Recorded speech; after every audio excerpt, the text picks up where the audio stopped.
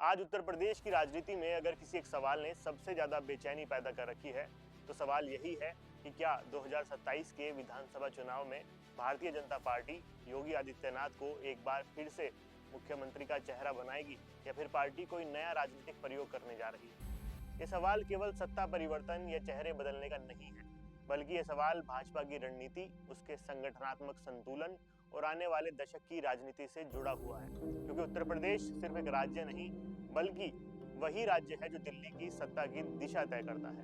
2017 में भाजपा ने उत्तर प्रदेश में बिना किसी घोषित मुख्यमंत्री चेहरे के चुनाव लड़ा और जब ऐतिहासिक बहुमत मिला तो योगी आदित्यनाथ को मुख्यमंत्री बनाया गया। उस समय बहुत लोगों को यह फैसला चौंकाने वाला लगा, लेकिन समय के साथ योगी आदित्यनाथ भाजपा के सबसे चर्चित और प्रभावशाली मुख्यमंत्रियों में शामिल हो गए। 2022 आते आते हालात पूरी तरह बदल चुके थे। उस चुनाव में भाजपा ने खुलकर योगी आदित्यनाथ को अपना चेहरा बनाया और जनता ने एक बार फिर से उन्हें सत्ता सौंप दी। ये इस बात का संकेत था कि योगी अब सिर्फ पार्टी का एक नेता नहीं रहे, बल्कि उत्तर प्रदेश की राजनीति में एक स्थायी पहचान बना चुके हैं। योगी आदित्यनाथ की सबसे बड़ी ताकत उनकी छवि रही। उनकी राजनीति भाषणों और घोषणाओं तक सीमित नहीं थी, बल्कि जमीन पर एक्शन के रूप में दिखाई दी। माफिया के खिलाफ सख्त कार्रवाई, जीरो टॉलरेंस नीति, बुलडोजर एक्शन और बिना डरे फैसले लेने की शैली ने उन्हें एक सख्त प्रशासक की पहचान दी। लंबे समय बाद उत्तर प्रदेश की जनता ने महसूस किया कि राज्य में सरकार सिर्फ कागजों पर नहीं, बल्कि सड़कों पर भी मौजूद है। और यही छवि आज भी योगी आदित्यनाथ की सबसे बड़ी राजनीतिक पूंजी मानी जाती है। उत्तर प्रदेश जैसे राज्य में कानून व्यवस्था हमेशा से ही चुनाव का सबसे बड़ा मुद्दा रही है। योगी सरकार के दौरान माफिया के खिलाफ बड़े अभियान, संपत्तियों की कुर्की, गैंगस्टर एक्ट और पुलिस की खुली कार्रवाई की छूट ने ये संदेश दिया कि सरकार अपराधियों से समझौता नहीं कर रही है। ये वही मुद्दा है जिस पर पिछली सरकारें कमजोर पड़ रही थी और यही कारण है कि 2027 में भी कानून व्यवस्था योगी आदित्यनाथ का सबसे मजबूत हथियार रहने वाला है। हालांकि राजनीति में कोई भी सरकार पूरी तरह परफेक्ट नहीं है। योगी सरकार को लेकर बेरोजगारी, महंगाई और प्रशासन की सख्ती को लेकर नाराजगी भी देखने को मिली। युवाओं का एक वर्ग ये मानता है कि सरकार का एक्शन मॉडल मजबूत है, लेकिन रोजगार के अवसर उतने नहीं बढ़े जितनी उम्मीद थी। कुछ व्यापारी वर्ग यह महसूस करता है कि सख्ती के साथ संवाद की कमी रही। भाजपा इन बातों को नजरअंदाज नहीं करती, क्योंकि पार्टी जानती है कि सत्ता एक वर्ग के भरोसे कभी नहीं चलती। भाजपा की राजनीति की सबसे बड़ी ताकत उसका संगठन है। यह पार्टी किसी एक चेहरे पर पूरी तरह निर्भर कभी नहीं रहती।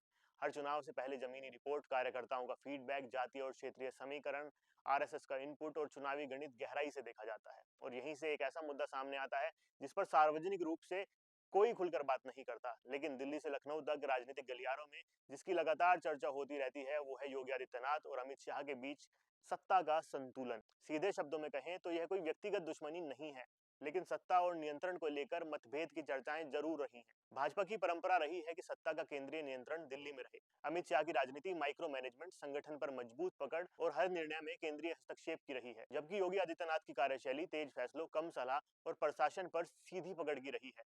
जब एक ही पार्टी के भीतर दो मजबूत पावर सेंटर्स उभरते हैं तो राजनीतिक तनाव पैदा होना स्वाभाविक हो जाता है। बीते वर्षों में कई ऐसे मौके आए जब ये चर्चा तेज हुई कि दिल्ली कुछ चाहती है और लखनऊ कुछ और। अफसरों की नियुक्ति, मंत्रिमंडल विस्तार, कुछ नेताओं पर की गई सख्त कार्रवाई और टिकट वितरण जैसे मुद्दों पर यह माना जाता है कि योगी आदित्यनाथ ज्यादा स्वतंत्र निर्णय लेना चाहते हैं। वहीं अमित शाह की पहचान हर स्तर पर नियंत्रण बनाए रखने की रही है। इसी वजह से ये नैरेटिव बना कि उत्तर प्रदेश की राजनीति में पहली बार एक ऐसा मुख्यमंत्री उभरा है जो पूरी तरह दिल्ली के रिमोट कंट्रोल से काम नहीं करता। राजनीति का एक नियम ये भी है कि जब कोई लगातार मुख्यमंत्री बना रहे, जनता में उसकी स्वीकार्यता मौजूद हो, आरएसएस से वैचारिक जुड़ाव हो और उसका अपना समर्थक वर्ग तैयार हो जाए, तो केंद्रीय नेतृत्व स्वाभाविक रूप से सतर्क हो जाता है। इसे विरोध नहीं, बल्कि शक्ति संतुलन कहा जाता है। योगी आदित्यनाथ को लेकर भी यही स्थिति दिखाई देती है कि वे सिर्फ एक राज्य के मुख्यमंत्री नहीं, बल्कि भाजपा की राजनीति में एक संभावित बड़े चेहरे के रूप में देखे जाते हैं। इस पूरे समीकरण में आरएसएस की भूमिका भी बेहद अहम मानी जाती है। योगी आदित्यनाथ का आरएसएस से वैचारिक और जमीनी रिश्ता काफी मजबूत माना जाता है। आरएसएस हमेशा मजबूत राजनीतित्व, स्थित सरकार और स्पष्ट विचारधारा का समर्थन करता रहा। यही वजह है कि योगी आदित्यनाथ को पूरी तरीके से नजरअंदाज करना भी भाजपा नेतृत्व के लिए आसान नहीं है। चाहे पार्टी के भीतर कितनी भी रणनीतिक चर्चाएं क्यों न हो, भाजपा का एक फॉर्मूला हमेशा से साफ रहा है कि जो नेता चुनाव जितवाता है और जनता में स्वीकार्य होता है, उसे आसानी से हटाया नहीं जा सकता।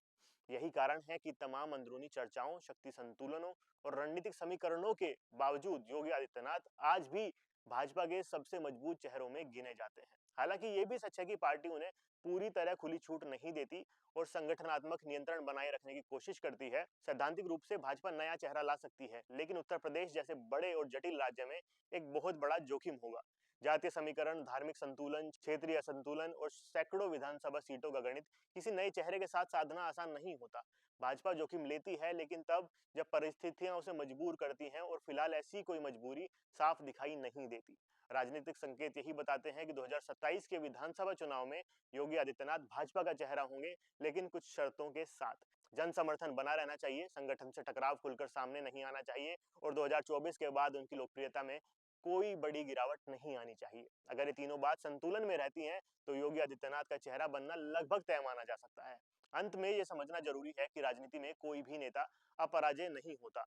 आज के समय में योगी आदित्यनाथ भाजपा के पास सबसे मजबूत विकल्प हैं। वे सबसे ज्यादा पहचाने जाने वाले नेता हैं, सबसे ज्यादा चर्चाओं में रहते हैं, और राजनीति में चर्चा में बने रहना ही सबसे बड़ी ताकत होती है। इसलिए 2027 की लड़ाई सिर्फ सरकार की नहीं होगी, उत्तर प्रदेश के भविष्य की लड़ाई होगी, जिसका फैसला अंततः जनता के हाथ में होगा। दोस्तों, इस मामले में आपकी क्या राय है? कमेंट सेक्शन के माध्यम से हमें जरूर बताइए। उत्तर प्रदेश की राजनीति में आप क्या राय रखते हैं कि आने वाले वक्त में क्या होने जा रहा है? भी संकेत आपको नजर आए, कमेंट सेक्शन के माध्यम से हमें बताएं। आज के लिए इस वीडियो में इतना ही। बहुत बहुत धन्यवाद।